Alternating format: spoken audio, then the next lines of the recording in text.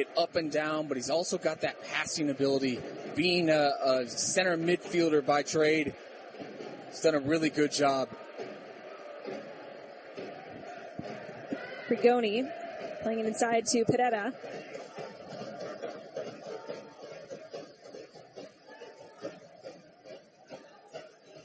Johan Valencia switching sides. Austin, a team that also likes to have the ball, just as Sporting Kansas City like to have the ball. How do you imagine these two styles matching up, Jacob, especially against an Austin team that's tried out a few different things this season formation-wise? Yeah, look, Austin want the ball. They even in their expansion year when they weren't getting results, they want the ball. They want to be on it. They've got those type of players. It will be interesting to see who can dominate that possession battle, but ultimately it's about creating chances. And Sporting at home recently have been so good at that. Driussi trying to play it through into the box, but blocked by a number of Sporting players, and now SKC coming the other way. Davis. Now Eric Tommy on the ball, slips it through back to Davis, who has that one cut out by John Gallagher, but battles it out and unable to win a goal kick, or to win a corner rather. It'll be a goal kick. It's unfortunate there for Sporting. A little 2-on-1, exactly what you want. Eric Tommy running at Gallagher. Jake Davis getting it over on the overlap. Just under hit that pass a little bit.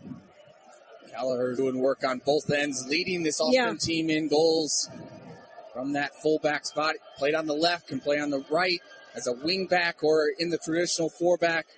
He's having himself a really good season. What does that say about where this Austin team will threaten Sporting Kansas City the most? Giassi Zardes has kind of come into form in the last few games. Of course, Austin getting Driussi back. He's making his first start tonight. Their captain since April 29th. He's been out with injury. Had come off the bench the last two games.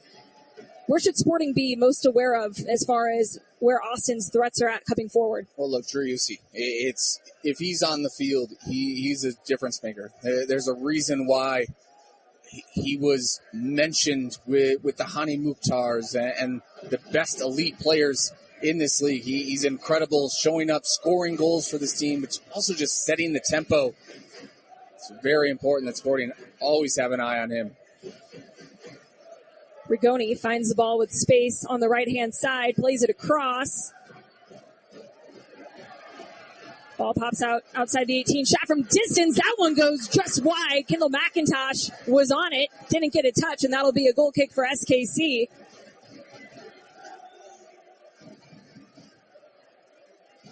On cue almost.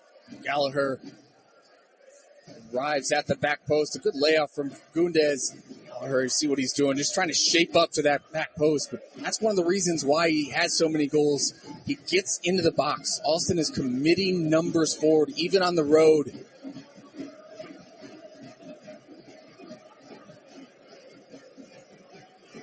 Volater taking the space, crossing half field, tries to play it inside to Shallowy, but that one is given away.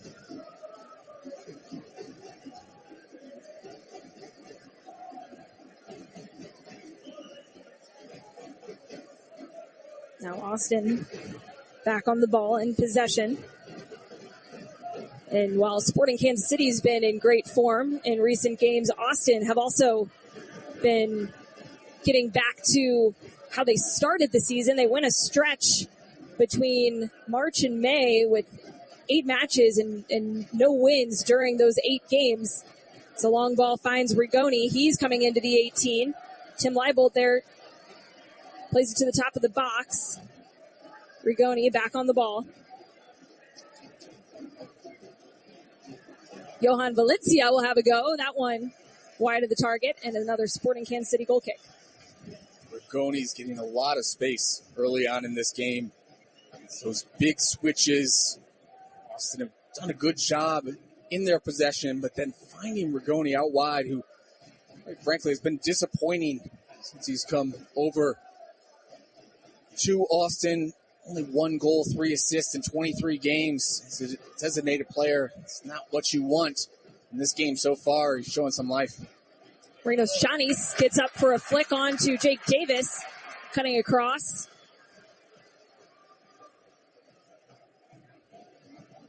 Voltaire into Jonis.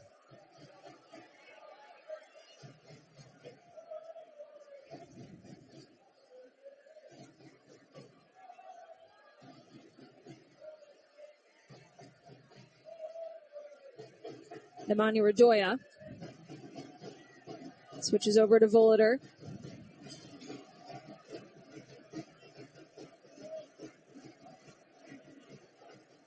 Volader up the line to Leibold. Trying to combine with Daniel Shallowy, who hasn't had many touches on the ball tonight. Shallowy gets a cross off, top of the box. No one there to bring it down. Falls to Davis. Davis looking to have a shot. He'll have a go. That one into the stands. And some good buildup coming from the left-hand side for Sporting Kansas City. Just unable to make much of it, but Daniel Shallowy with a nice cross into the 18. Daniel Shallowy, not a name that we've said much tonight, is he's got, appears to have the captain's band on. Is that? I think that's what that looked like. But so much might be the first time. So much of what Sporting have done this season have come because of Daniel Shallowy. Leads the team in goals and assists. So leads MLS in progressive carries and progressive passes received, and second in MLS in successful crosses from open plays. It's part of everything for Sporting. Rigoni picks the ball back up, chips it across the 18 header. That one goes just wide. And Sebastian Driussi thought he might have given his team the lead just 13 minutes in. But another dangerous attacking opportunity coming from the right-hand side for Austin. Again, it's Rigoni. Great touch to slip past Leibold. A nice chip. Really, Driussi doesn't know, but Fagundes is right behind him. If Driussi doesn't get a touch on that, he really fancy Diego Fagundes to score from that distance. But either way, Sporting have to shore things up on their left side. Rigoni's getting far too much space. Shallowy battling it out with Nick Lima will earn a throw in for SKC. And how's this for a storyline? Daniel Shallowy, who, like you said, Jacob, has been absolutely on fire for Sporting Kansas City, has been involved with so much of what they've done in the attack. He has scored or assisted on 9 of Sporting's 19 goals this season in all competitions, and he's just 1 goal shy of tying Josh Wolf and Davey Arno on the sidelines tonight, coaching for this Austin FC team for 4th most regular season goals in club history. Can you imagine if he's able to do that tonight? Well, I feel like every time play Austin here at home, whether it was Graham Zusi last year, setting the club's all-time games played record. Of course, Josh Wolf and Davey Arno are also on that list. Carries a Vagnin on that list as well. 2 former great players here. Done a really good job leading this Austin expansion team. Tough season, but last year finishing 2nd in the West. It was so close. The conference final, losing to LAFC.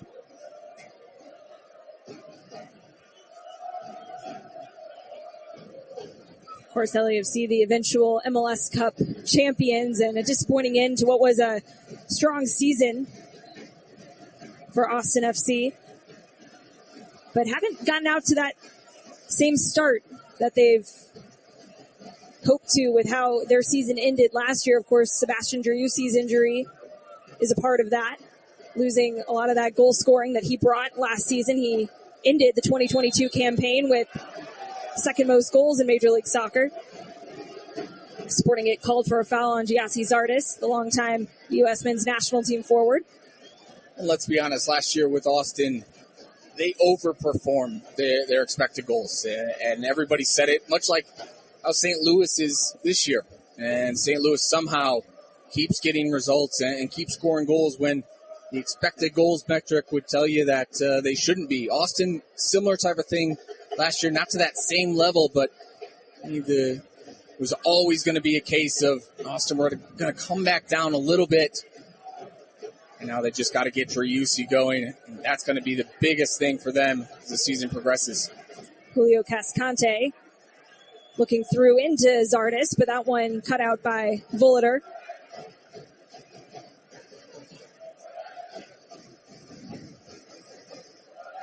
Volater was the one who got called for that late foul in the box against Vancouver Whitecaps that set them up for the late equalizer from the penalty spot. Gets to start tonight in light of all the injuries Sporting's dealing with along the back line, particularly in those two center back spots. But Jacob, what would you like to see from Robbie Volater tonight? I want to see him stay locked in through 90 minutes. Remy Valterra's out on the counter right now. Valterra with a lot of space, cuts it back. And he'll go backwards. Didn't have the numbers forward to really make much of it. And Austin have had a decent amount of the ball. Not sure what the exact possession percentages would tell you, but Sporting Kansas City looking to get back under control. Here is Castellanos, plays one into Nemanja Radoja, who is making his 300th start of his professional career tonight.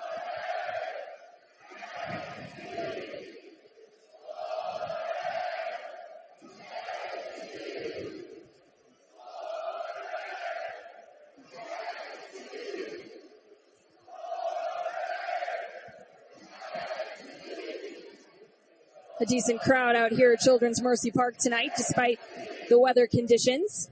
Rain still coming down.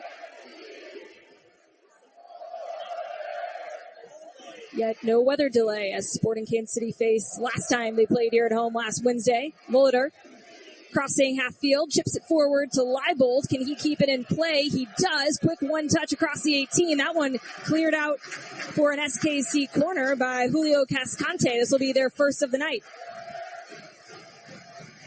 Good little chip ball from Volater to find Leibold. Setting up a corner kick here. Shallowy gets ready to whip this one into the box. Shallowy with the captain's band. Plays it in. It's a good contact on it. That one sails over the heads of everyone in the 18. Chased down by Radoja. Back to Valterra. Slips it in to Tommy. Tommy across. Header.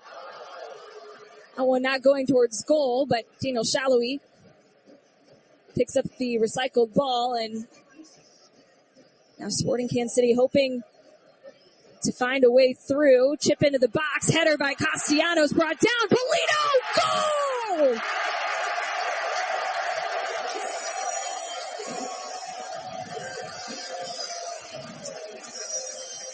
Alan Polito gives SKC a 1-0 lead on his 50th appearance for Sporting Kansas City tonight.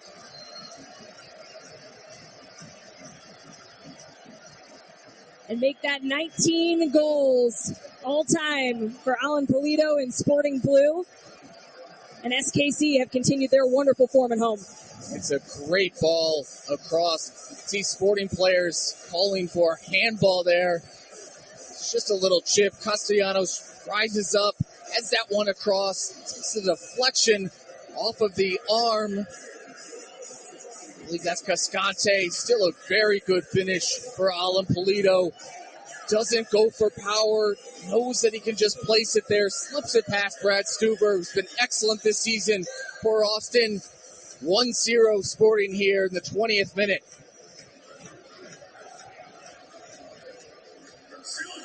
Alan Polito has now scored in back-to-back games for Sporting KC for the first time since May of 2021.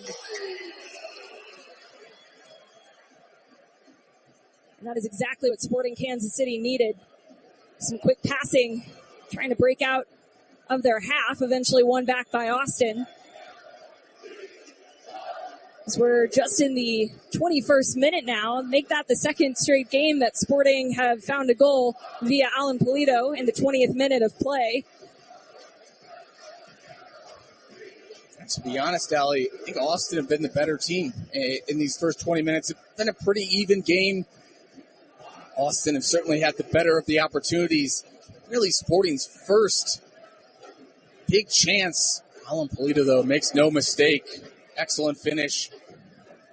Right now, it's important. You talked about the possession. Right now, for Sporting to maintain that possession, be good on the ball, keep this Austin team chasing. As a giveaway there by Robert Volader, straight into the path of Cascante. But even if Austin have been the better team, if you look at the trends, at least this season for the Verde and Black, they have not been very good when conceding first. They are 0-6-2 after giving up the first goal. And meanwhile, Sporting Kansas City have been in really good form in front of goal, especially with a lot of multi-goal games lately now that the scoring has turned around, and still plenty of game left for both teams to find the back of the net. But for Sporting Kansas City, Jacob, how do you want to see them build on this lead in these next few minutes, which are, of course, the most important after a goal? Patience. And when Austin do press, can they find those seams? Can Eric Tommy get on the ball? Daniel Shallowy, Marinos Johnny's, even Alan Polito, when he checks back into the midfield, can you exploit that space? Is if Austin decide to press your center backs or decide to press Kendall McIntosh, and then you get your playmakers, your guys who can create something out of nothing, running at this Austin backline. It's exactly what you want to do. You do not want to let them get back in this game any sort of life right now. You want to make sure that you dominate this, get the crowd into it, make this Austin team feel under pressure.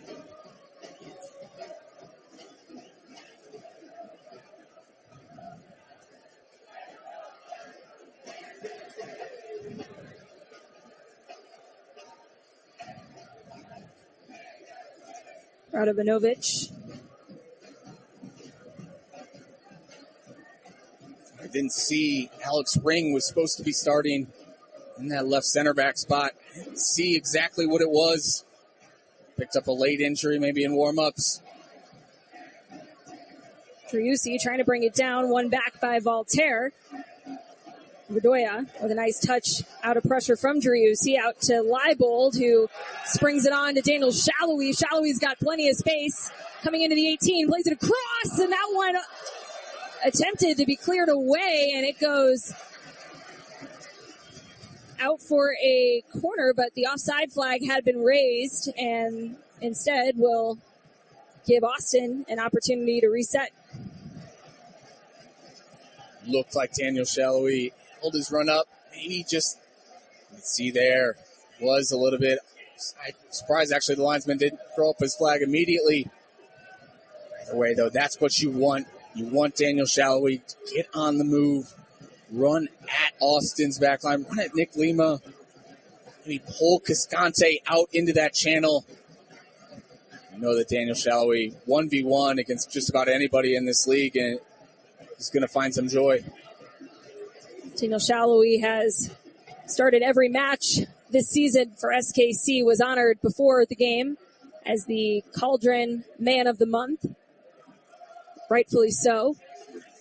With how many minutes he's played, the impact he's made, both scoring and assisting. He has been a bright spot for Sporting KC this season, and as the team is heated up, he is met that with good output as a nice sliding. Namaina Rodoya tries to win it back for Sporting, but that one unable to be picked up by Polito.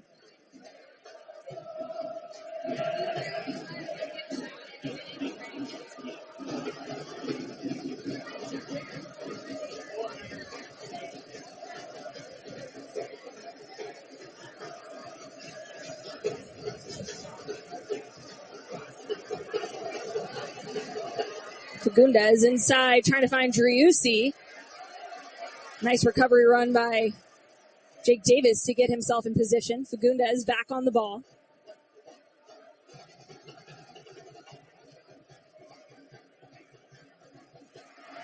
Eric Tommy that time sliding, send that one out of bounds.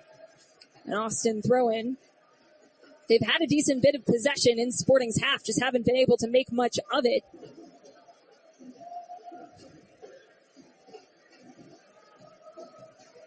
As we are 26 minutes in, Sporting Kansas City lead 1-0 on a goal by Alan Polito in the 20th minute, or 19th minute rather. And this is okay right now if you're Sporting. It's okay if Austin have the ball. They're going to. They're a good possession team. They've got a bunch of guys out there who are comfortable in tight spaces with Driussi, Rigoni, Diego Fagundes, Pereira, all these guys. It's okay. You just can't let them penetrate into your box just like Austin did a few moments ago when Diego Fagundes tried to slip Driussi in. Fagundes is so dangerous. Hasn't had as good a year as last year, but 15 assists on the year for Fagundes. Chipped in with 6 goals as well after coming over from New England. He's a very underrated player in the league. One of only 13 players in MLS history with at least 60 goals and 60 assists. Just 1 assist, though, on the season this year. 0 goals. John Gallagher leading the way for Austin FC with 5. And a handball shout there on Jake Davis, who caught that one clear as day, just outside the 18. This one will set up Austin for a dangerous opportunity on the left-hand side of the field. And with the grass being this wet and this slick, Sporting have to make sure they're confident in their clearances. Don't let anything kind of linger in the box, much like that goal that Polito scored. You have to deal with that initial ball in these weather conditions.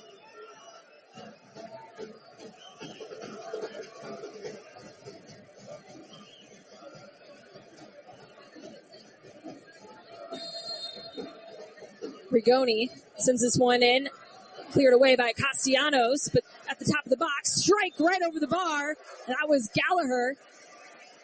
It looks like Kendall McIntosh got something on it, or it deflected off a Sporting Kansas City player, so that one... Really, that free kick. Sporting got a little lucky. Driussi made a great run. Lost his mark. Wide open, just a little bit over him. It's a rebound. Gallagher hits it on target. Deflection, though, takes it out for a corner. They'll play it short. It's a combination play on the far side. Voltaire and Tommy bringing some pressure. Ball into the 18. A little too much on that one. Trying to find Zardis. That'll go out for an SKC goal kick. And McIntosh will take that one quickly into Leibold, who's got a lot of space. He'll take it, crossing half field.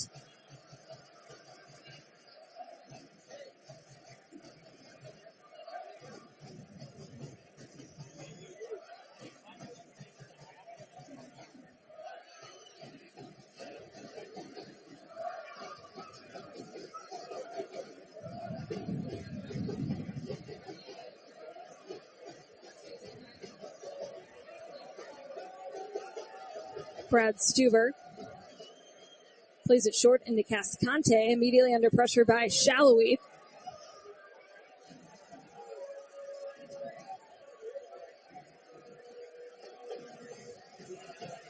Shallowy, of course, has been breaking some records or reaching new milestones in SKC's very decorated history. So here come Austin FC. Rigoni. Driussi. Cross, headed away and out by Jake Davis, who does a nice job as Giassi Zardis was right there, squared up to goal, and that'll go out for an Austin FC corner. I believe this one is their second. It's a great play in the end from Jake Davis, and it's great soccer from Austin. Sporting cannot let Nick Lima dribble out of his own back third. Way too easy.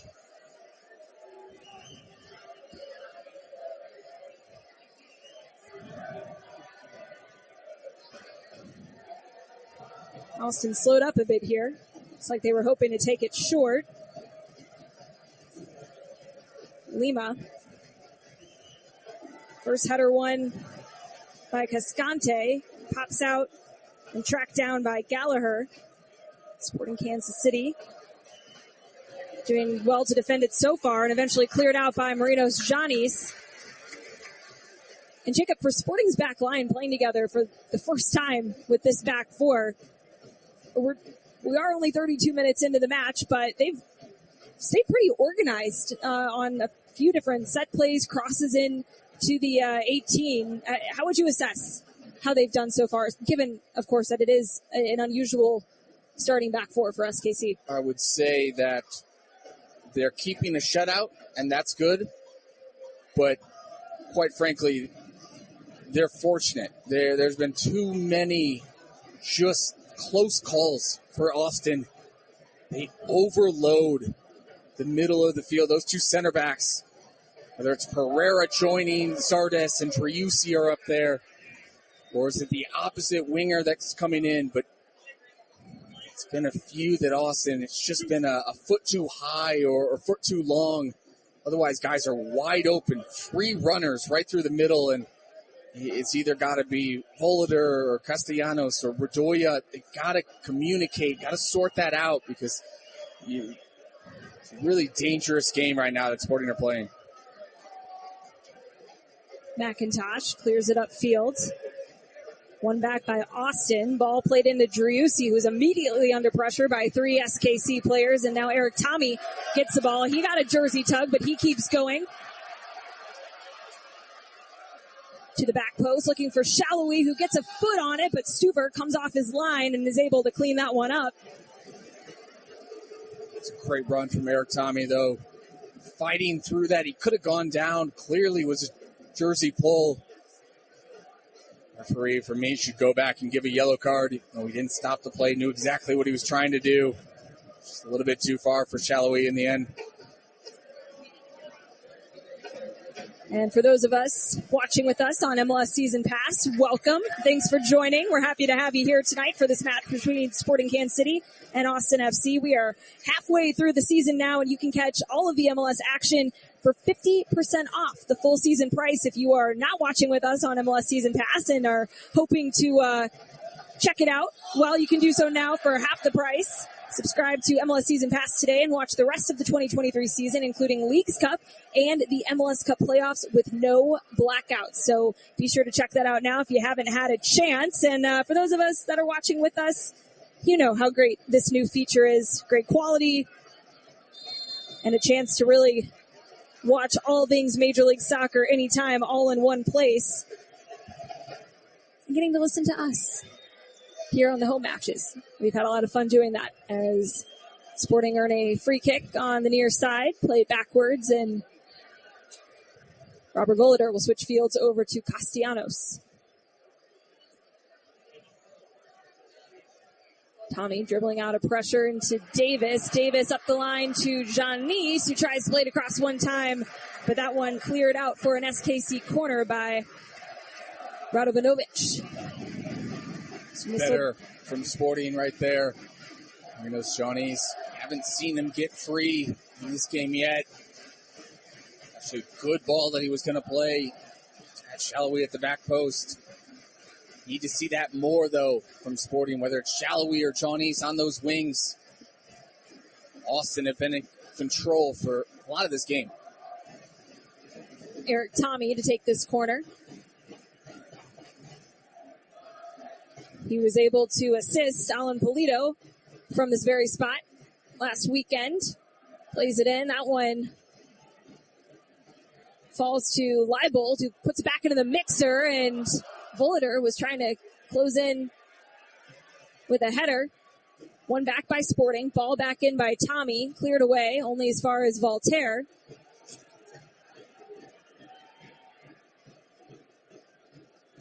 Davis looking for Leibold, who is unable to corral that one. Forced out of bounds for an Austin throw-in.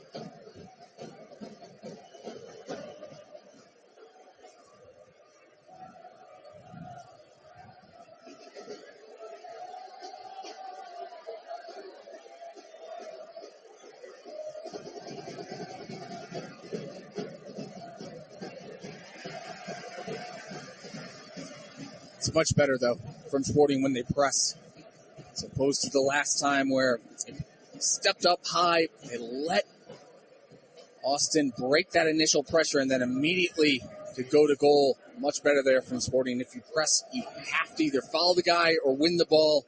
You can't let him get through. You're extending so many numbers forward.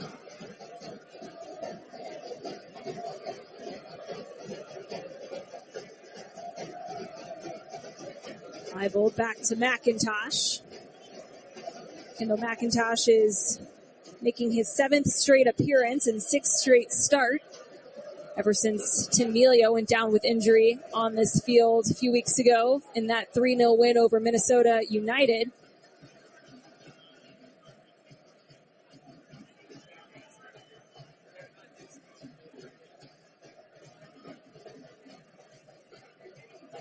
And Jacob, how would you say you've seen Kendall McIntosh grow in these last few games? He's been a part of some really thrilling results for SKC lately. He has. He's done a good job. It's difficult filling in for a guy like Tim Melia, who's one of the best goalies to ever play in Major League Soccer, and certainly at this club. For McIntosh, though, has done a good job. Really, when you win games, right, it's fun. And it's just the same game that you've been playing since you're a kid. And McIntosh certainly sees his opportunity. Done a good job. Ball out on the near side for Austin. Rigoni into Valencia. Pereira forced backwards.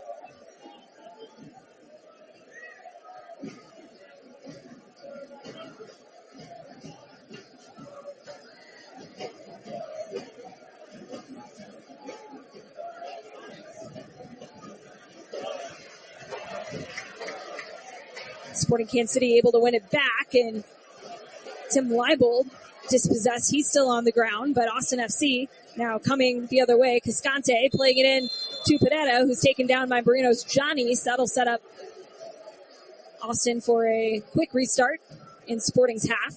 They've spent a lot of time on the ball in Sporting's half, but haven't been able to do much with it.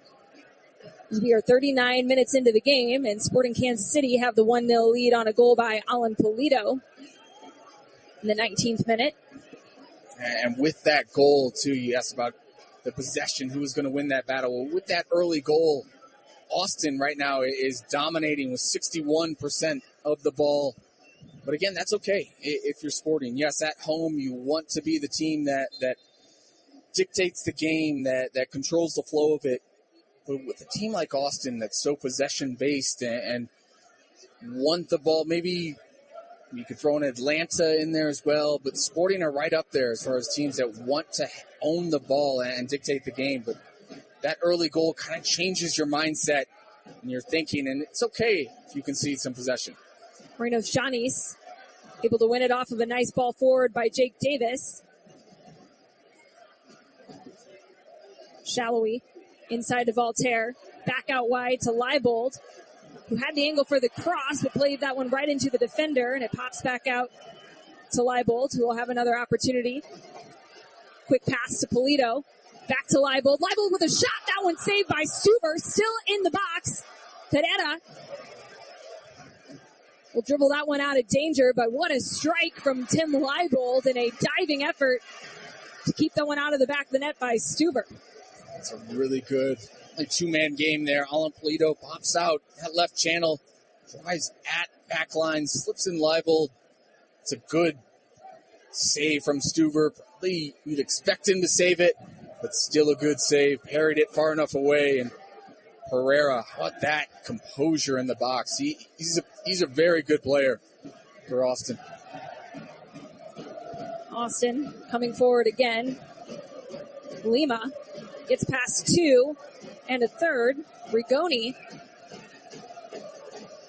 whips this one into the box. Also Gallagher combining with Pereira. Under pressure and forced backwards. Jake Davis with a shove on the back. Play advantage. Into Driussi.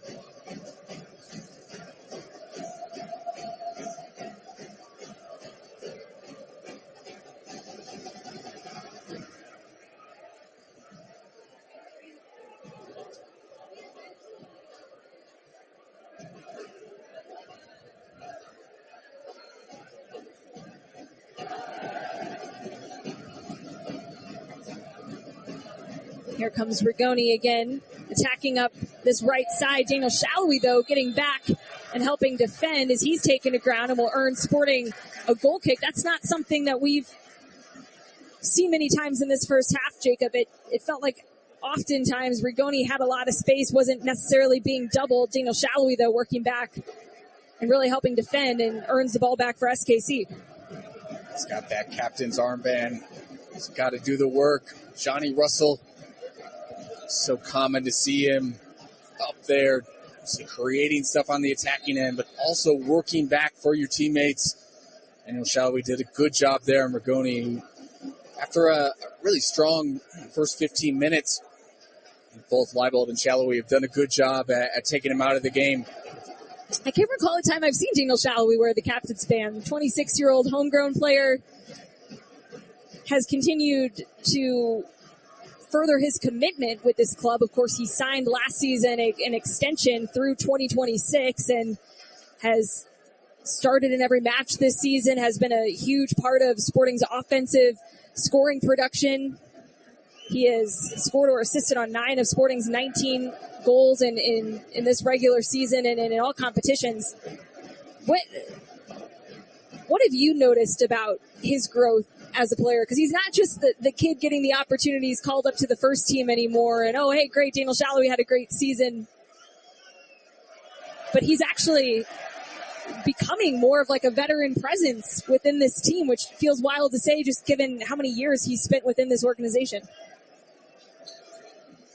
Daniel was always, as a younger player, streaky, right? He'd go on runs where he'd score a bunch of goals and then other games where he wouldn't. And I think as he's matured and through this tough spell, he's the one that's carrying this team and putting the impetus on himself. Some great combination coming up the right-hand side. Janice, top of the box, tries to strike that one, but into some traffic. And Redoya will have a go as well, but that one goes out for a goal kick. But what a hit from Janice, who we've seen him score from that distance a number of times. We saw Alan Polito pop out on the left side here. It's out on the right. Excellent cutback ball. Janice does exactly what he wants to do here. And it's just unfortunate. And Austin player's in the way. Otherwise, I think that one's in the back of the net. You can kind of see him, his arms just come on. He really hasn't been able to catch a break this year. He's got one goal in 2023 coming in the U.S. Open Cup against Tulsa Athletic and has had a couple of moments like that in games where it's either just an unfortunate block or something doesn't fall the right way. And even though he hasn't had those plays that show up on the stat sheet where you get your goals or your assists, he's still playing pretty well. He's working hard for the team. He's creating mismatches. When he runs at guys, he's a good 1v1. But I think it's that defensive mindset and his ability to work for the team is the reason why he's consistently being run out there. And the team's gotten some really good results, even when your leader, your captain, Johnny Russell, has been out on the sidelines dealing with that hamstring injury. And that had been one of the big criticisms from Peter Vermees about Marinos Janice. Not maybe a criticism is a little harsh, but just an area for improvement was that defensive side of the game and what they would want for him. And now he's really shown that he can do both of those things. And Sporting Kansas City will now enter the halftime with the 1-0 lead. Alan Polito with the goal in the 19th minute. And 45 minutes to go as Sporting Kansas City looking for their 4th straight win here at Children's Mercy Park. Jacob, just overall thoughts from that first half before we go to break. Even. I would say it was a pretty even half. Sporting, I think, had some good chances, especially late. But Austin, they're sniffing around the box. They haven't had any huge opportunities yet, but they're in and around the box, and you got to figure if they continue to play like this, they're going to get some of those big-time chances. And Sporting have to a few adjustments on that back end and try to figure out how they can stop that. But I think up 1-0 at home, and you mentioned the difference in record with Austin scoring first or conceding first, and Sporting put themselves in a good spot here for the second half. 0-6-2. That is Austin's record when they give up the first goal. We'll see if Sporting Kansas City can continue that streak in their favor here in the second half to close things out with a victory. We will be back after the break with some halftime statistics and get you set for the second half of action. You are listening to Sports Radio 810 WHB. Sporting Kansas City with a 1-0 lead right now over Austin FC. Sporting KC fans, it's time. Sporting Kansas City Soccer on the exclusive home of Sporting. Sports Radio 810 WHB. And now, the new voice of Sporting Kansas. Safe and healthy. More life. Guys, Father's Day is almost here. Tune in each day to the Border Patrol for your chance to win a $50 Hy-Vee gift card. Hy-Vee is your one-stop shop for everything you need to make Dad's special day his best ever, including endless ideas for grab-and-go gifts. Whether he's a master chef or master of the grill, Hy-Vee has a great selection of top-name charcoal grills, gas grills, smokers, rubs, and sauces, grilling tools, and accessories. So tune in each day to the Border Patrol for your chance to win a $50 gift card from Hy-Vee. I need a degree from a university that understands what it's like to juggle school and a busy work schedule. I thought higher education wasn't built for me. Then I discovered WGU. I take courses on my own time, set my own deadlines, test when I'm ready. A respected degree from an accredited university built with working adults in mind? I choose WGU. Learn more at www.wgu.edu/University of U. He's only 7, but look at that form. No, other way, buddy. Your goal's the other way. This message is to all soccer moms, baseball dads, swim team grandmas. Be your young hero's sidekick with digital buying power for equipment, trips. Did he hit the ball with his head or get hit on the head? Even the consolation pizza party with the upgraded digital wallet and mobile app from Core First Bank. Future World Cup heroes need a sidekick. You be his, we'll be yours. With mobile banking, powered by you. CoreFirstBank.com. Member FDIC, Equal Housing Lender. Where'd you get that grin? Right above your chin. Are you ready to jumpstart your summer with a smile? Then try Andy's Freedom Berry Jackhammer, a tasty tribute to the red, white, and blue with the world's finest vanilla frozen custard, blended with juicy strawberries and blueberries, then jacked down the middle with fluffy marshmallow. Stop by Andy's Frozen Custard today and grab your Freedom Berry Jackhammer before they're gone. Top your day with a smile. Andy's top your day. Children's Mercy Kansas City believes that every child deserves more. More everyday solutions to keep kids safe and healthy. More life-changing research to fight rare diseases. More working together with parents, schools, and our community. Because I'm going places.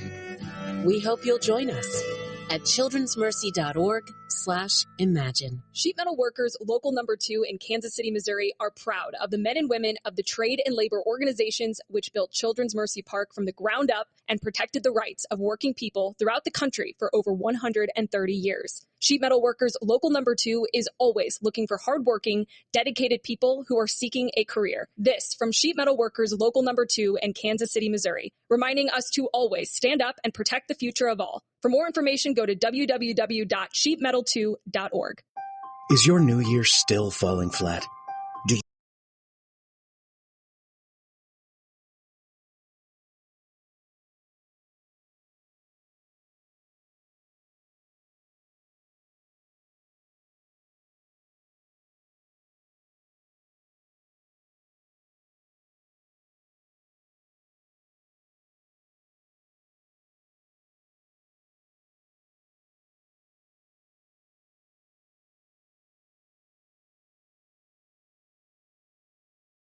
Spice and other natural flavors. 35% alcohol by volume. Captain Morgan Rum Company, New York, New York. Car accident? Not sure where to take your vehicle? Auto Collision Group is a certified collision center with Tesla, BMW, Maserati, Ford, Honda, and many more. We put you back on the road as soon as possible. Our certified technicians will get your vehicle back to manufacturer standards. Look for us at AutoACG.com. That's AutoACG.com. We are near you with locations all over SoCal. Remember, AutoACG.com, your certified collision center. Hey, LAFC fans. If you're in need of large format printed graphics and installation, or projection mapping to bring a massive building to life, or creative designs to make your message pop, look no further than LAFC's own official signage partner, A3 Visual. A3 Visual is a full-service visual solutions company specializing in large format printing, immersive events, creative design, fabrication, and installation. Make the world your canvas with A3 Visual. Visit them today at a3visual.com. Sorry, just jumping through some hoops here. Trying to illustrate how CarMax's pre-qualifying tool doesn't make you jump through any. Save time by personalizing your search by monthly payment, all without affecting your credit score. So why am I still jumping through hoops? Well, better me than you. Whoa, that one was on fire. CarMax, car buying reimagined. See CarMax.com for details. Hey, LAFC fans! Yamava Resort and Casino at San Manuel is giving away $500,000 in Jordan prizes this summer. You could win a PSA 10 graded Michael Jordan rookie card, iconic Jordan sneakers 1s to 15s, and tens of thousands in free play. Come in and walk on air all May and June at Yamava Resort and Casino. Details at yamava.com. Must be 21. Please gamble responsibly. What does a bank like BMO know about soccer? Well, we've been a fan for 2 decades, helped over 250,000 kids take the pitch, and invested $25 million in support of youth athletes. But we're not just growing the game, we're growing the good. We're a bank that helps millions of customers make real financial progress, and that's something we can all cheer for. BMO, official bank of LAFC. BMO Harris Bank, N.A. member FDIC. Bet on your team, not your cooking abilities. Find what you need to hit the spot by ordering Postmates, the official on-demand delivery partner of Los Angeles Football Club. Use code LA30 to get 30% off your first 3 orders of $35 or more. Terms apply. It's halftime of LAFC and the Houston Dynamo. We recap what went down in the first half, stats, highlights, and what LAFC needs to do in the second half to pull out the win. Presented by Kaiser Permanente. As the team physicians of LAFC, we work to keep the heart of LA healthy and the hearts of LA thriving. Kaiser Permanente, together we thrive. This is halftime of LAFC. This is Kellen Acosta of your LAFC. It's halftime of LAFC. This is Ryan Hollingshead, number 24, Los Angeles Football Club, on the home of the black and gold. Now here's your host. Now here's the voice of LAFC, Dave Denholm. 1-0 at Shell Energy Stadium, the home side. Houston Dynamo leading your Los Angeles Football Club after the first 45 minutes. Let's get right to the highlights. And it was an early start for Houston. Nelson Quinones in the 11th minute got the Dynamo rolling. Taken down by Carrasquilla on a second bounce. Here comes Coco Carrasquilla. Outside of the foot to the near side. Quinones settles. Edge of the 18. Waiting for the overlapping Redabasi. Takes the inside space and scores. Quinones rifles one in. From 15, it's 1-0 Houston. Bit of a deflected shot there. And it fooled John McCarthy because of it. 20th minute, Denis Bouanga with a chance for the black and gold. Side the 18, back outside to Cheeky. Now to Vela. Vela in the area now, Bouanga. Denis puts it back on his right foot, trying to cut around the defender. Denis still with the football. Shot blocked at the 6 and cleared away to the top of the area. Yeah, good effort there by LAFC going forward. Speaking of good efforts, 28th minute now, Stipe Biuk with a really good chance against Steve Clark. Nobody making any runs, though, for LAFC yet in the area. They're still just playing it around the wing. Maldonado to Sifu in traffic. Good run here by Stipe. Good ball, Sifu. Stipe shot back post and wide. Now that's better from LAFC, but Biuk did not put it on frame. 28th minute. 1-0 Houston and a goal kick. Stipe had a good chance there. And the reason I thought he didn't put it on frame was the referee said goal kick, but clearly Steve Clark made a great save. Biuk with an excellent effort, making Clark make a good save. Everybody just assumed it went wide because the referee was like, no, it's a goal kick. Terrible miss there by the referee. And Biuk with a good effort there. 38th minute, speaking of good efforts, this time it was Houston again, and oh boy, Amina Basse did not miss by a whole lot to try to make it 2-0. Michael, 15-yard diagonal pass, good turn by Basse. Racing towards the 18, 30 yards from goal. Short little ball, Herrera. Back heel, back to Basse. Middle of the park, settles. Right-footed shot, just wide. Amina Vasi got all of that with the right foot and just missed. We've certainly been talking how the Dynamo with a 1-0 lead have been backing up oftentimes 8, 9 defenders, forcing LAFC to go 3 or 4v8 or 9. Well, Cheeky Palacios had about enough of that and tried to do it all on his own in the 43rd. Chiellini going to try to flip it down the wing. Cheeky making a good run, takes it off his chest, into the area, trying to cut it around the defender. Cheeky with a shot, save! Clark on the near post. Corner kick, LAFC. Oh, that was better. And what a blast by Cheeky. Clark made a great save on the near post. Corner kick, LAFC, the first of the match. And LAFC were really pouring it on in the final minutes of the first half, including Carlos Vela flipping it forward to Jose Cifuentes, missing by inches before Daniel Steeris made a good save. Palacios in the offensive zone. Back to Duenas, 50 yards from goal. Short ball in the middle to Vela. Turn. Good ball to the center to Sifu. Santos. Shot blocked and out of play by Steeris for a corner. Oh, boy, LAFC have picked it up here in the last few minutes of this first half. Yeah, they really did. It was not good in the first 40 minutes, if I'm being frank, but boy, did it end strong for LAFC. Let's take a look at the stats in the first half. LAFC ended up with 54% of the possession. Now, they were trailing in shots 7-1 at one time. It's now 7-6, Houston. LAFC have had 2 shots on goal. The Dynamo 1, and LAFC actually had 3 shots on goal, with Stipe Bukes being saved by Clark, but called a goal kick technically. So officially it wasn't a shot on goal. The only shot on goal that went in, though, was Houston's, and that's all that matters. Nelson Quinonia's goal in the 11th minute has given the Dynamo the 1-0 lead at the break.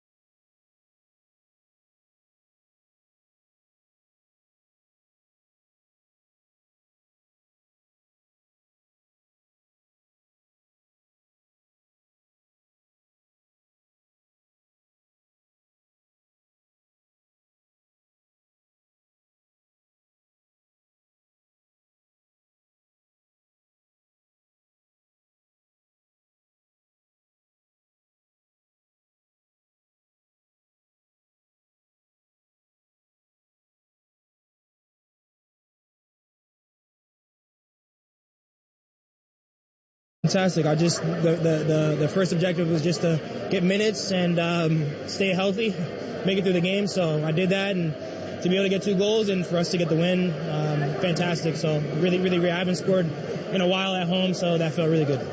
And to do it in such a resounding fashion. I think you guys are 6-1-0 at home now, so this is really a fortress now, like a place that other teams fear to come into. So you do it, you win by a 4-0 scoreline. But your contribution means so much, and you could tell what it meant to your team when you scored that first goal.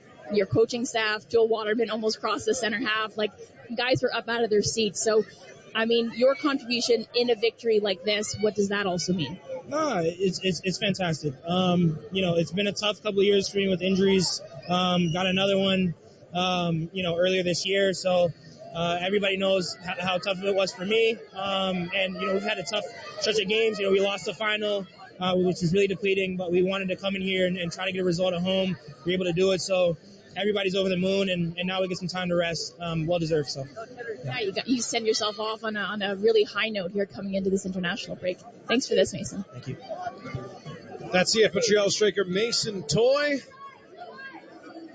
Considering, Grant, if we were looking at the start of the season, that all things considered, if everyone was healthy, it was going to be Ramel Kyoto and Mason Toye. He has that early meniscus injury that requires surgery. He's out for 2 months. Chinonso 04 has some moments.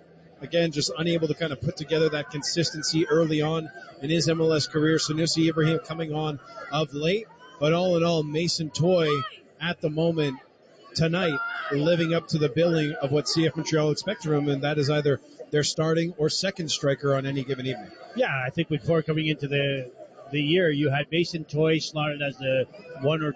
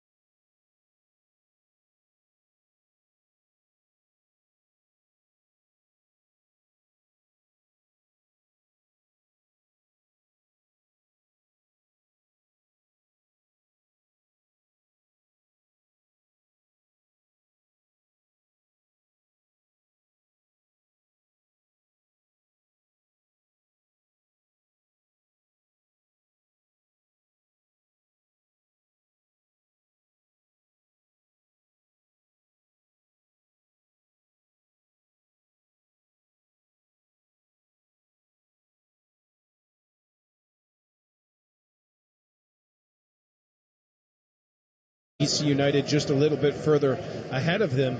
But all in all, considering the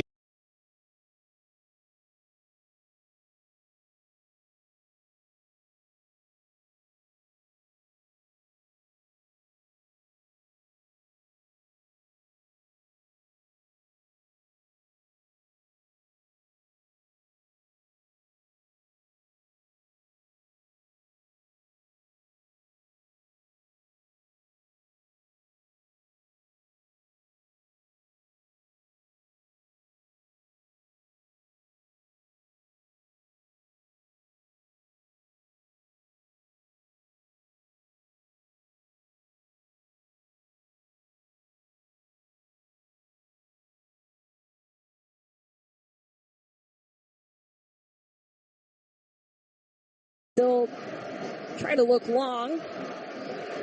Header by Tim Leibold goes in the direction of Zardis. Long switch over to Fagundes.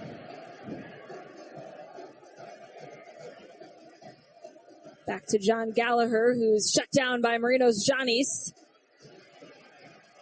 And a sliding Jake Davis will knock that one out of bounds for an Austin throw-in. Just up near the corner flag on the near side.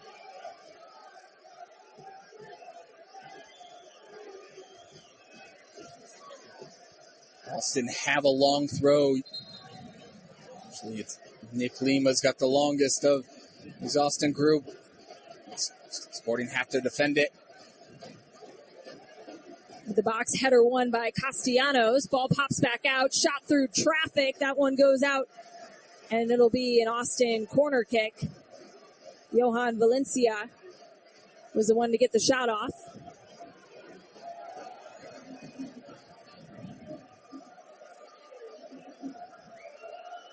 Fagundes will play it short. Ball comes all the way back to Lima. Sends it into the box. Header out of bounds for another corner. Robert Castellanos again getting up big for that one as he was up against Julio Cascante. That's a great defensive play. Castellanos. Cascante scored Austin's last game of a set piece right there. Castellanos so good in the air. Gonna have to be locked in again on this one. Pedetta with Fagundes take it short. Rigoni cutting across, chips it in, back post, can't connect with anyone on that one as it skipped out of bounds for an SKC goal kick. And a couple of opportunities from each corner flag and a long throw in. Austin not able to do anything with all three of those opportunities.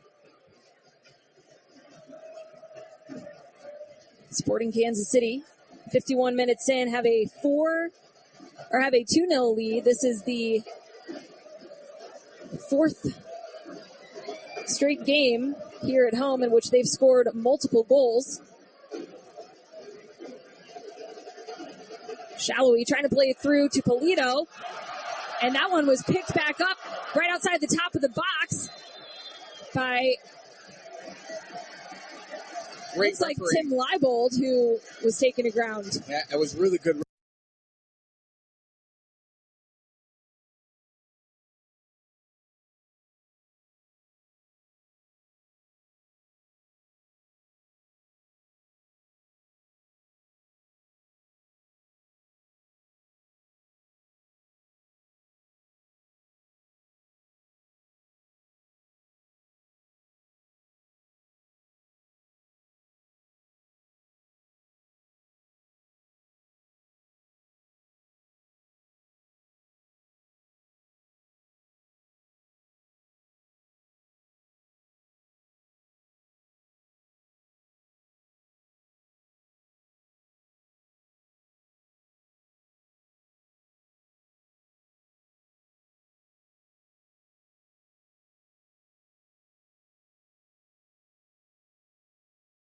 Charlotte's new school of professional studies has evening and online programs, so busy adults can earn credentials and get ahead. Check out professional.charlotte.edu and learn how you can score your next career goal. Charlotte FC fans, there's nothing like celebrating game day with good friends and a great tequila. That's why Cuervo Tradicional, the 100% agave tequila that has been cultivating friendships for generations, is excited to be the proud partner of Charlotte FC. Cuervo Tradicional turns strangers into friends and friends into family. So here's to toasting a winning season with good friends and the original 100% agave tequila, Cuervo Tradicional. Was it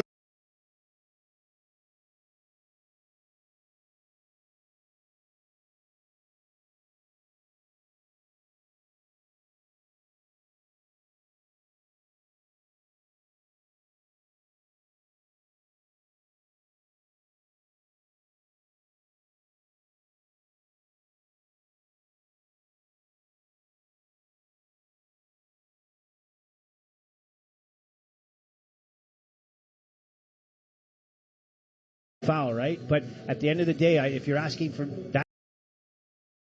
Sounders and Charlotte FC now 6-8-4 on the season, occupying 10th place in the Eastern Conference of Major League Soccer. And Jess, this is a contest that was a back-and-forth contest. I don't know if we've seen one quite like this from the Crown's perspective, because it was end-to-end, it was back and forth. It was a game where Charlotte FC had to come back from 3 different losing positions to earn a point, and I think that's something that has to be definitely admired from this squad. Yeah, it's one for the history books in a lot of ways, because like you mentioned, Willie, not a time before where they've come back 3 times in those deficits, but also just because the exciting style of soccer that Charlotte was playing. We kept praising them for that link-up play, the tiki-taki, the Ted Lasso total football style that we saw in moments, and it was extremely exciting to watch, and you saw it had fans on the edge of their seats on numerous occasions. You're seeing that we can score goals. We're seeing that multiple players have the ability to get into attacking positions. Now what have you got to sort out? The defensive woes, because you've conceded 3 goals, which is still disappointing any time, but nonetheless, you have a hard-earned point against one of the top sides in the West Conference. That's a good result for me. I mean, I actually haven't outshot a lot of teams this season. Granted, not a lot of those shots came on frame. In fact, the only 3 shots on target for Charlotte FC were the 3 goals. But the thing about the goals that I loved is that there was a variety. I think that's one thing I asked Charlotte FC head coach Rich Latanzio about, is that there needs to be a diversity of service, a diversity of attacking options. And we saw 3 completely different goals scored by the Crown today. Yeah, it's good to see that mix up, because you needed to do that against the Seattle side that are very good at defending from the wings. We needed to see a switch up in the style. It's great to see different players get involved on the attacking end. Ashley Westwood's glorious goal earned him the man of the match, got crowned on the throne, rather, and that was a great moment for the Englishman. But the goal that stands out to me is Agyman, because like you said, got apologized to by Westwood for his debut. Now comes out with a goal in front of the home crowd. Brilliant scenes for him. There is a dog on the pitch right now getting tossed a frisbee. It's here every week. You've never spotted it before? I've never seen it before. Yeah, he's here every week. It's beautiful. That's the most fun thing I've ever seen. Man's best friend. Exactly. And Charlotte FC getting a very good reception, too, from a crowd of 31,000 plus here. And I think there were times in this contest where the game felt dead a little bit in terms of the back and forth, but in the moments that they needed it the most, this crowd rose to the occasion and definitely urged this victory for this. It feels like a victory, doesn't it? It urged this draw from Charlotte FC. Look, the crowd never gave up, and they kept cheering on. And sometimes when you're a player and you look up to those stands and you see that the crowd believes in you, it gives you that extra boost. Charlotte FC, again, 6-8-4 on the season. Seattle Sounders with the draw, falling themselves to 8-6-4 as well. We'll come back and give you the superlatives of this match, including the Ally save of the game when we return from the Charlotte FC Radio Network. Stuck in a rut? How about a new opportunity in the construction field with a...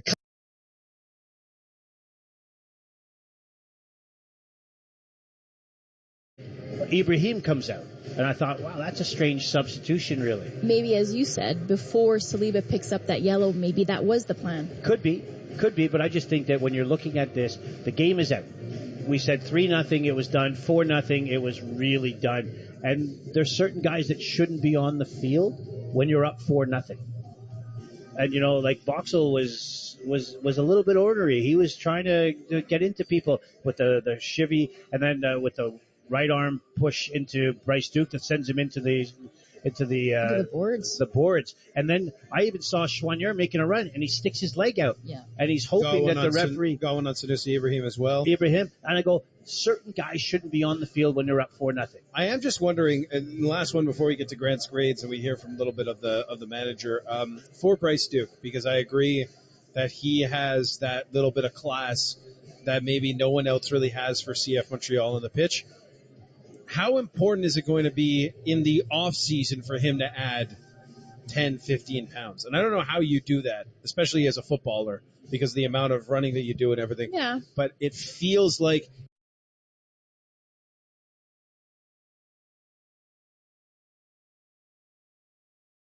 out all of last season, in and out of the lineup in 2021, COVID year in 2020. He has been the difference for this team since his return in 2023. And with a brace on the night and his involvement on Robert Castellanos' goal, he has been the MVP of this match so far, for sure. He's having himself a great game. It's so difficult when you come off of an injury like that, where you miss an entire season, and the mental toll that it takes, not to mention the physical toll of getting your body back up to be match fit. Alan Pulido put in the hard work, the grind. Corrado also showed us that on his Instagram feed from time to time, but excellent game from Pulido, and he's at it again. And they're not slowing down. He tries to spring it on to Marinos Janis, who's defended by Gallagher. That one not out of danger yet, as Remy Voltaire does a nice job to chase it down on the far side. He's immediately shut down by a pair of Austin players. And Mwani Radoya winning it back. Slips it into the middle to Pulido, tries to push it back past Zardes, and Pulido's on the ground, grabbing at his right leg. And a yellow card being shown there to Zardes. Pulido's feeling it right now. Great Meg on Zardes. He's able to get there before him. Zardes coming through. It was more. When judges ruled and every man did what was right in his own eyes. It's a great show and a great place to eat. Meals are themed like the show and prepared fresh by Narrow Way's own chef. Samson features a delicious Mediterranean-themed Kalamata boneless short rib steak dinner.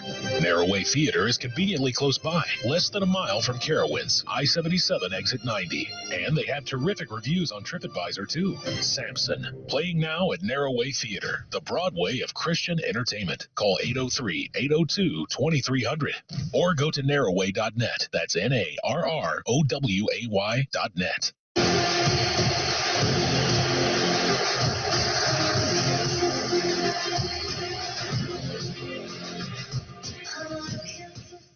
Welcome back to the Charlotte Football Club Radio Network. Charlotte FC 3, Seattle Sounders 3. After 90 minutes plus here at Bank of America Stadium, Charlotte FC plays to its fourth draw of the season. That's, by the way, now a high for a season in draws for Charlotte FC. And as a result, I think when you look at the way that they have at least played better when it comes to game management, we'd always talked about that as being a growth point year over year for Charlotte FC. They are much, much better closing out these matches at the end of contests. They are indeed. They found that right balance between taking a gamble to try and get the game winner because it felt like the momentum of the game was taking them in that direction, but they also didn't take too much of a gamble of putting too many bodies forward and allowing Seattle to break on the counterattack. It felt like 3-3 was still an incredible result, and as we keep saying, because of the nature of the comeback, almost feels like a victory. You mentioned that the Englishman Ashley Westwood got the crown from the folks inside the royal family. I'll ask you, though, there's a lot of choices to make. Who is your man of the match? I'm going to go with Ben Bender, actually. I thought that he did a fantastic job being an electric presence in the midfield. I love that he took the gamble with checking in to see the ball. He was never afraid to make an error. Sometimes when you're coming in for your first start in the wild, you can be a little bit nervous, a little bit tentative, but it felt like Bender was fearless and he was involved in goals in different ways throughout the game. I think Derek Jones, at least, is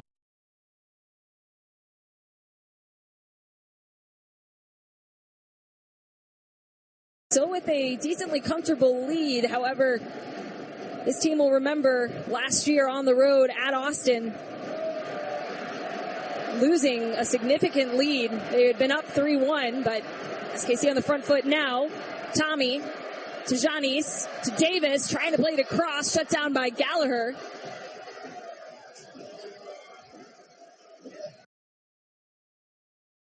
So huge loss for Derek Jones to be missing. We saw what his presence does in terms of missing him against Columbus Crew as well.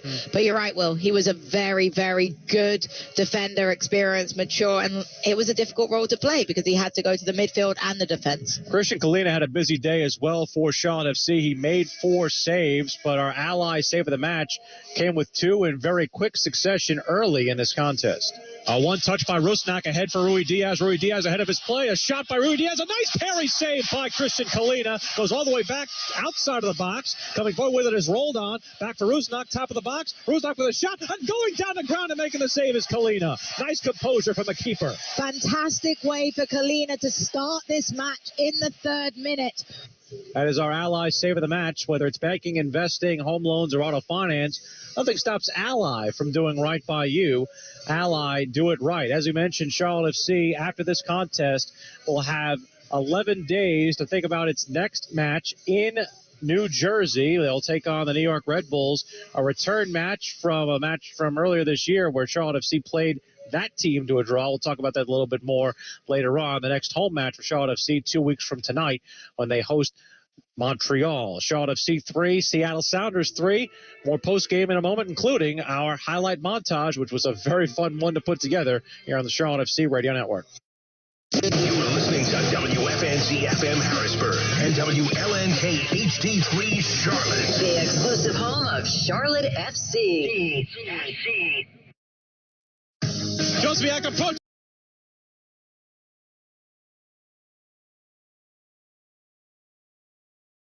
Honnêtement, mon félicitations avec tous les groupes et tous les clubs comment il a travaillé.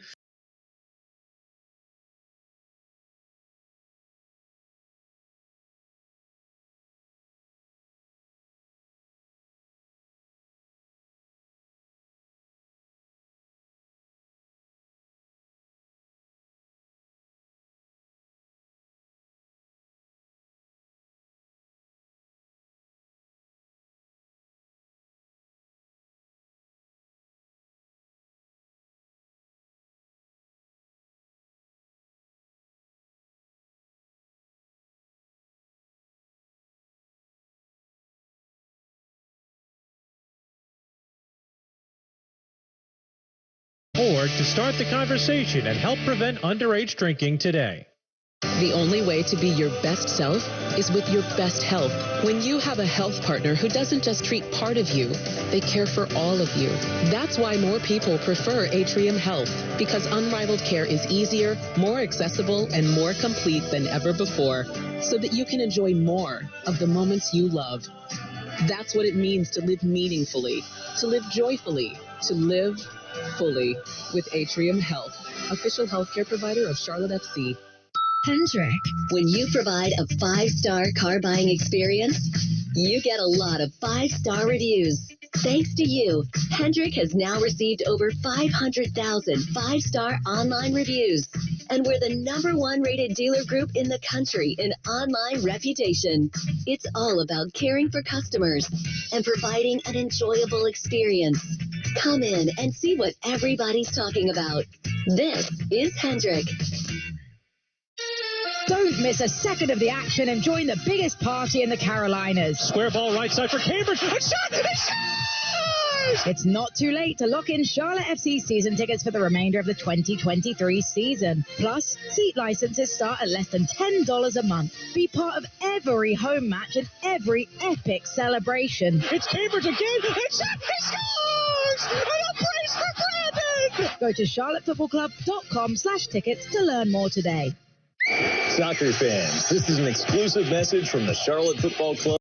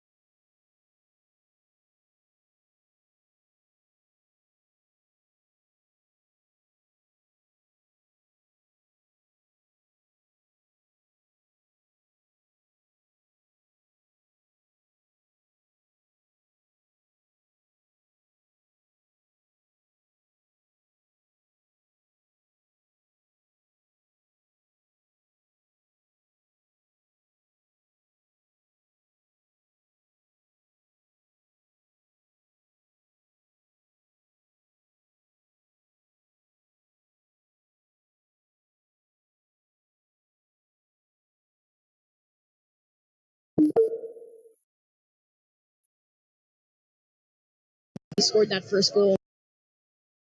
How you at least is a return.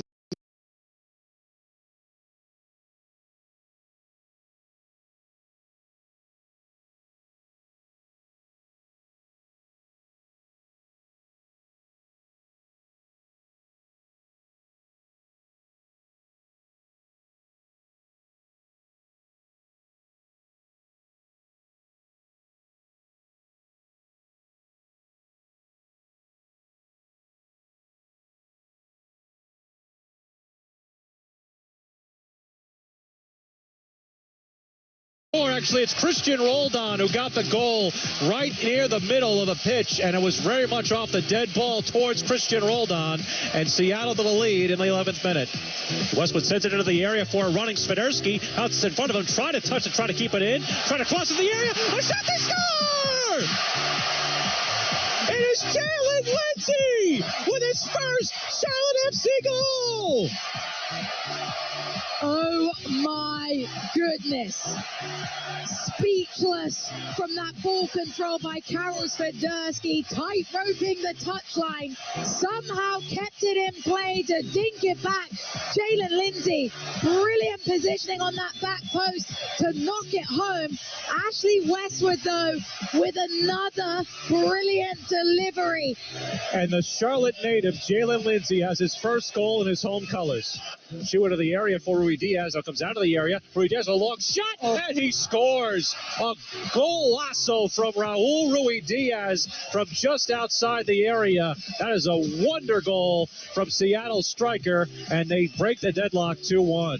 Bender right side play for Vargas. On the counter, Vargas takes a shot off the back of a defender. Settled for Bender. It's Westwood with a shot. It scores! A worldie of their own for Ashley Westwood. His first stateside goal equalizes for the crowd. It's a goal that has been brewing from the Englishman. It's an exceptional finish from Ashley Westwood. Diagonal pass right side, just a little too far behind Jalen Lindsey. Coming back in the middle and trying to make the play, though, is Bender, and they get a giveaway. It's Bender from Swiderski. A shot from Benji off the post. Christian Roldan for Joao Pedro. Pedro with a chance in the area. A back post shot, and they score. It is Raul Ruidiaz who came back behind the play, and he gets his second goal of the game. Seattle trying to survive a 3-2 lead. Charlotte trying to equalize. Bronico ahead for Gaines. Gaines has it just outside the area, trying to turn around and pirouette with it. Back outside the area, Bronico. It's Burns. It's into the area. Back post header. He scores! It's Patrick Archibald! And once again, a rookie sensation! 3-3 at the bank! And that is how you introduce yourself in Bank of America Stadium. Patrick Archibald, the rookie, with a glorious glancing header. And that is full time given. All claps for Charlotte FC as they come back from a losing position 3 times to earn a point against a very tough Seattle Sounders side. A lot of times a home draw isn't necessarily one you feel good about, but I think Charlotte FC do when you think about the way that this game was played. That was exhausting in all the best ways. Charlotte FC 3, Seattle Sounders 3. We're back with a final thought, a look ahead to what's next on the Charlotte FC Radio Network. When the Original Mattress Factory opened its doors, our competitors questioned our approach. When we vowed to never have a sale, they said, holiday sales are huge moneymakers for the bedding industry. A mattress store that doesn't have a sale just won't work. But OMF didn't listen. Instead, we offered the same fair price to everyone every day. We chose to have transparent pricing and not apply pressure to close a sale. Over 30 years later, we're proud to say that we still have never had a sale. The others said it wouldn't work. We're so glad we didn't listen. OriginalMattress.com. When you need your dollar to go further, you need the Original Mattress Factory. We hand build our mattresses and box springs in our factories and sell them factory direct in our own stores. We cut out the middleman and pass the savings on to you. You get a better quality mattress at a better price compared to mainstream brands. When your wallet is feeling the squeeze everywhere from the gas pump to the grocery store, real value is more important than ever. Visit an Original Mattress Factory location today to see our factory direct difference for yourself.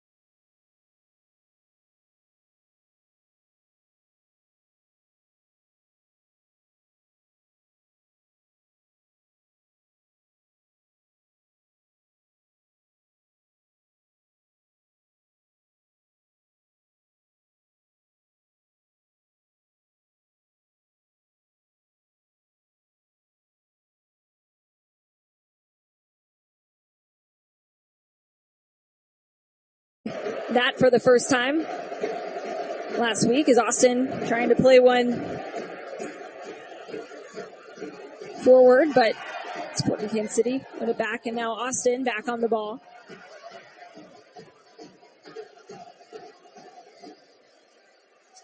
Jacob, possession with a purpose is something that we talk a lot about, and Austin just haven't been able to turn a lot of that possession into anything, as Drusy will play it across, headed away by Davis. Top of the box, Eric Tommy picks up the second header.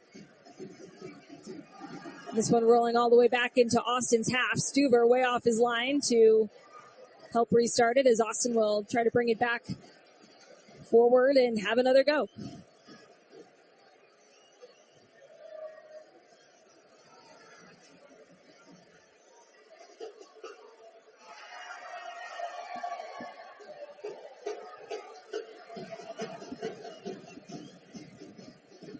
Today they're looking for Gallagher, defended by Jake Davis, who tries to clear it forward over his head, but out of bounds, and that'll set up a substitution for SKC. Kyrie Shelton will check into the match, and Alan Polito will exit the game after a fantastic 77 minutes.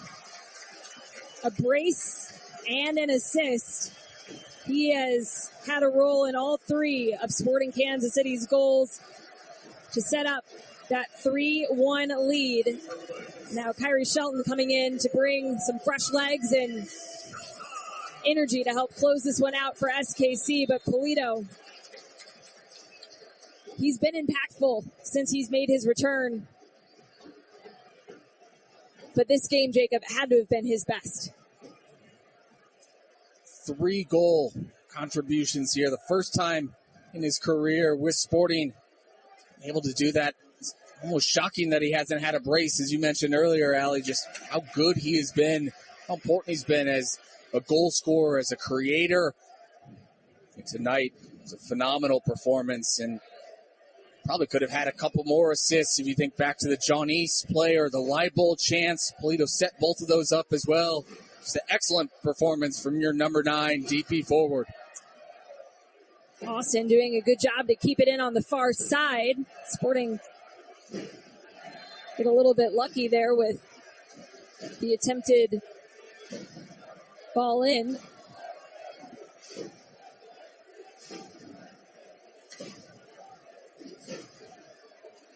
As the SKC chants ringing out from the supporter section.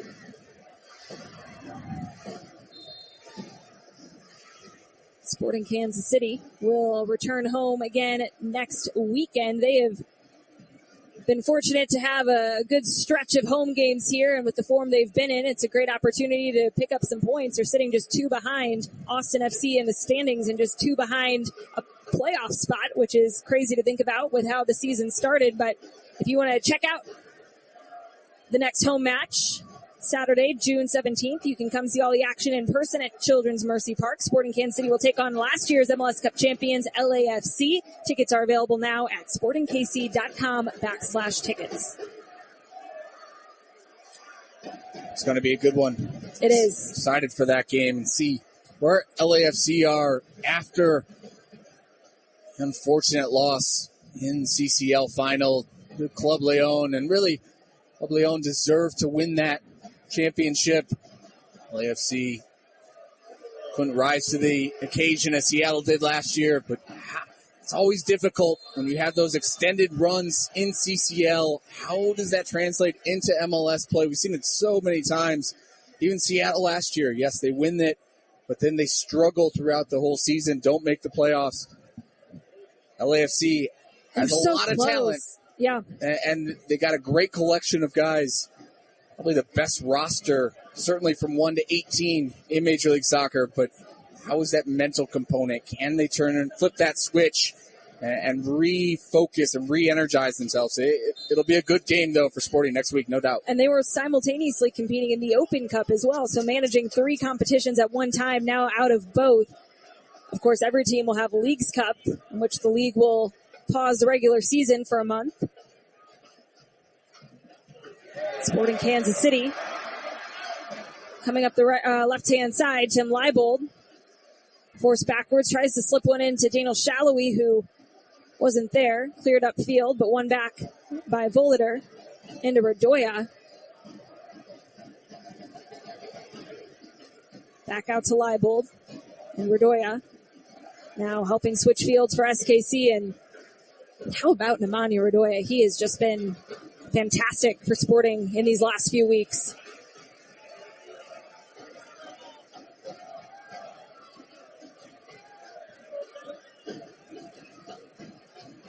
Davis into Shelton.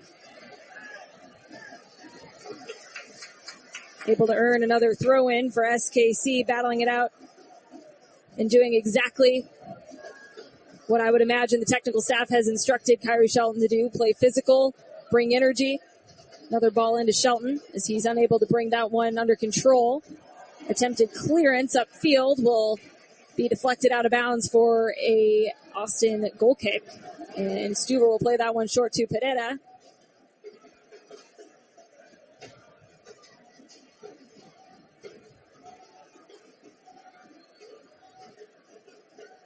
Owen Wolf with a bad pass out of bounds, turning the ball over. SKC will have a throw in on the far side. Wolf in that pass, huh? Jesus. That was good. Woof, woof. What does a woof say? No idea.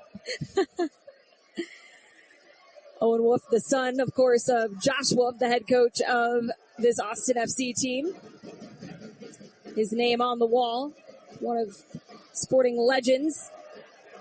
Kendall McIntosh trying to play it upfield to Marinos Janis, who didn't initially get the ball, but wins it back. And now here comes Sporting Kansas City. Remy Voltaire turning on the Jets, but loses control of it. Got a little tripped up.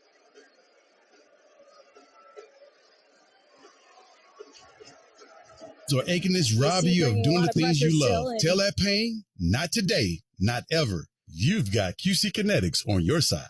Call QC Kinetics, 303-900-8986. That's 303-900-8986. 303-900-8986.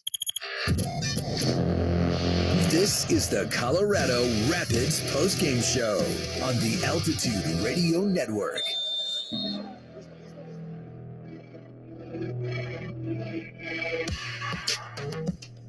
Welcome to your Colorado Rapids post-game show. The Rapids are brought to you by American Family Insurance. Insure carefully, dream fearlessly. Along with Jordan Berg, Mark Bertinelli, coming to you live from the studios here in Denver. As tonight, Orlando City beats the Colorado Rapids 2-0 as the Rapids finish the game with just 9 men. 2 reds shown to the Burgundy boys this evening there in Orlando. Coming up here in the post-game show, I'll tell you about everything else that went on in MLS play today, but let's listen to the highlights from the second half of this contest. It was scoreless after the first 45, but the Rapids were in trouble after Brian Galvan was shown a straight red in minute number 35 as he had a high boot on a challenge, was shown red. So 10 men for the Rapids to start the second half. And 11 minutes into the second half, Orlando takes the lead. Janssen over to the left side. Pereira.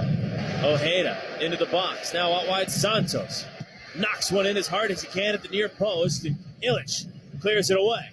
Orlando pick it up again. Facundo Torres, left-footed shot. Took a deflection. Went into the back of the net. It's 1-0 Orlando City. The Rapids may find themselves with an own goal there. Not sure if it was on target or off target. It'll be interesting to see how it's scored, but it doesn't matter. On the scoreboard, it ends up 1-0 Orlando City. And the Rapids were making it really tough for Orlando, and this is one of the hardest things to do when a team is in a low block. It was about 10 yards between the bottom line, defensive line for the Rapids and their top defensive line. So how do you play through those spaces where, well, Orlando couldn't find a way through? It's Facundo Torres who ends up taking a shot, and it's just that last-ditch defending by the Rapids back line. It ends up deflecting. It's one of those moments where you almost try too hard. It looked like Illich was in the right place, but then with the major deflection, it goes to his left when he's standing a little bit more to the right of the goal. 57 minutes on the clock, 1-0 on the board in favor of the home side. Orlando City officially scored as a Facundo Torres goal. Torres gets that one at minute number 56, and Orlando goes up 1-0, and then more trouble for the good guys as Lalas Abubakar gets his second yellow of the match for a foul in minute number 75, and all of a sudden, the Rapids are down 2 minutes, 11-9 for Orlando, and minute number 83, they made Colorado pay. Pereira and Priso get tangled up, and Priso's looking for a foul call. He's not getting it. Araújo's running downhill. He's going to think about an effort. Said he's going to slide it over to his right to Torres. Torres dribbles into the box, knocks it across the top of the 18. Effort, score. 2-0 Orlando. An absolute kick in the gut for the 9-men Colorado Rapids. And Torres just affecting the goal again. Does a good job of isolating himself, and then it's a nice pass across for Ramiro Enrique. His first goal in MLS, the under 22 initiative player. Not a lot of space to work with there at the top of the box as the Rapids are just trying to slide back. Ends up placing it really nicely. But it is a kick in the gut because it felt like in the last couple of minutes with Barrios on the field, the Rapids having the opportunity in transition moments to be effective, because there's one thing we know: Michael Barrios can pull a rabbit out of a hat, figure out a way to get a goal. Enrique in minute number 83 gets his first, and that would be your final tally as Orlando City goes on to beat the Colorado Rapids 2-0. We'll continue with your Rapids halftime report after a quick break. Halftime, oh, I'm losing my mind. Post-game report after a quick timeout on the Altitude Radio Network.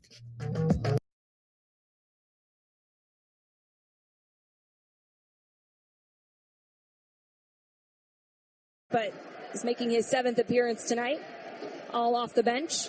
It's great to have a guy like that, though, a veteran presence you can bring on, whether you're seeing out the game or chasing the game. As John Gallagher will get whistled for the foul on Janis.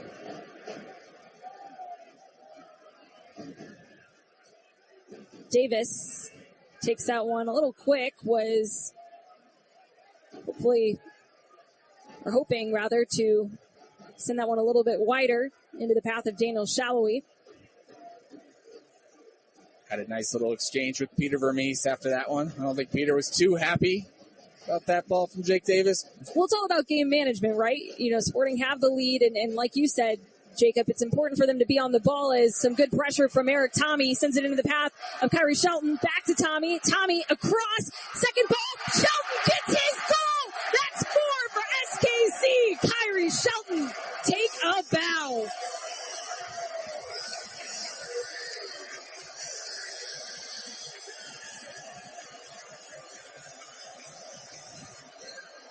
His first goal of the season, and Kyrie Shelton finally getting his. It's a great counterattack.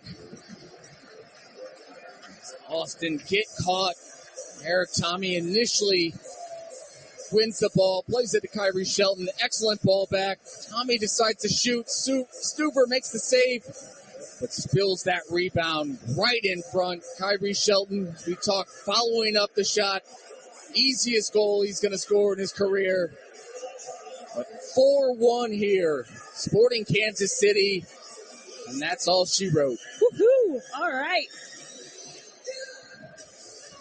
Another 4-1 scoreline for Sporting Kansas City on this very field. They did the same thing against the Portland Timbers just a couple weekends ago. And they just cannot stop scoring goals here at home. What a way to celebrate 12 years of Children's Mercy Park. Shelton intercepting a pass by Gallagher. Now Sporting Kansas City win it back in their half. Great feat from Remy Voltaire. Spin out of that, keep possession.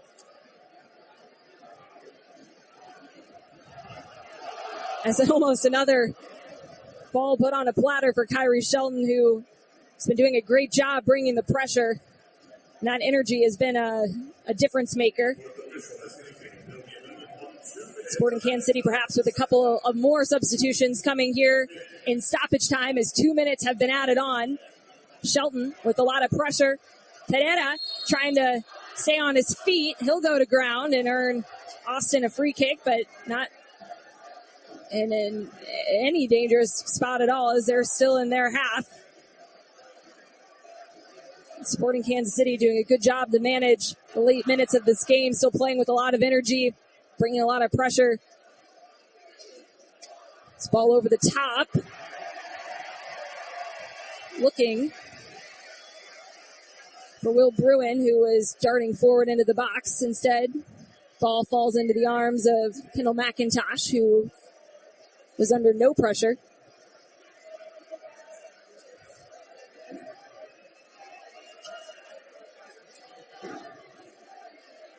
Driussi flips it off to Wolf. Wolf plays it through. Ball cleared. And Sporting Kansas City find themselves in a fortunate spot there, as Austin had some numbers, but good combination by Kendall McIntosh and Eric Tommy. Clear that one away.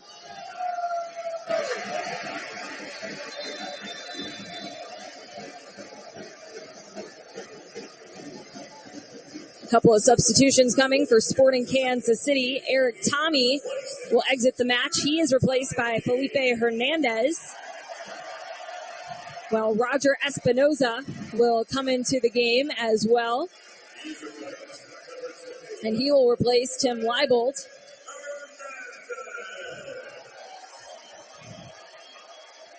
Which I would assume, Jacob, a like-for-like sub. We've seen Roger Espinoza play a little wing back before. Played it down in Houston in the Open Cup. He started his career, actually, way back when, KC Wizards days, as a left back.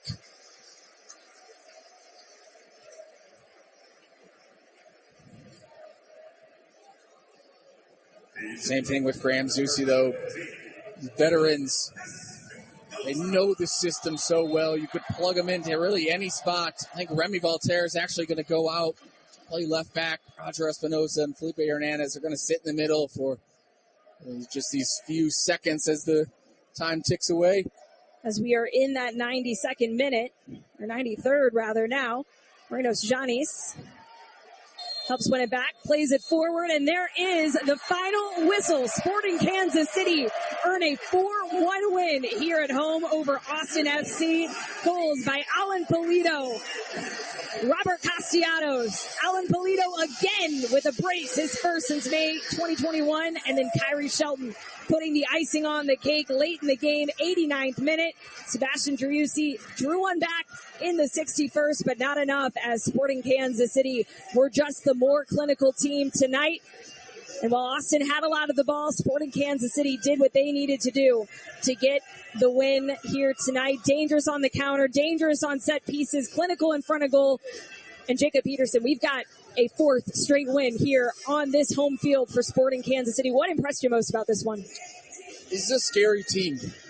If you're anybody else in the Western Conference and you see the way that Sporting are playing, especially at home, you got to watch out. And this team is something that hasn't been talked about very often. Is Sporting started this season with 10 road games, which most in MLS. They have such a favorable schedule going into these summer months. Yes, the Leagues Cup is going to break that up a little bit, and then you have that final push. But if Sporting can play like this at home, where we've seen it in a bunch of different ways, right? It hasn't always been completely dominant, chance after chance after chance. Sometimes it's been more pragmatic. Here, allowing Austin to have the ball. Against FC Dallas, a grind-out type of a win. Against the Portland Timbers, where fall behind, you then get yourself back into it, score 4 goals. This team is finding its way. And, too, we talked about how your 2 starting center backs are out in this game. And Robbie Volater, Robert Castellanos stepped up, especially Castellanos, getting the goal. Should have gotten an assist on Alan Polito's first goal. Every single set piece into the box. Castellanos was there. He was a menace defensively, frustrating Chelsea Zardes, this Austin team. It's a great performance overall for Sporting. And Alan Polito, if he's playing like this, the rest of the league better watch out. And even sweeter, because for the first time this season, Sporting Kansas City have moved above the playoff line, and they are in 8th place, which is one of the 2 play-in spots each conference with a new expanded playoff format.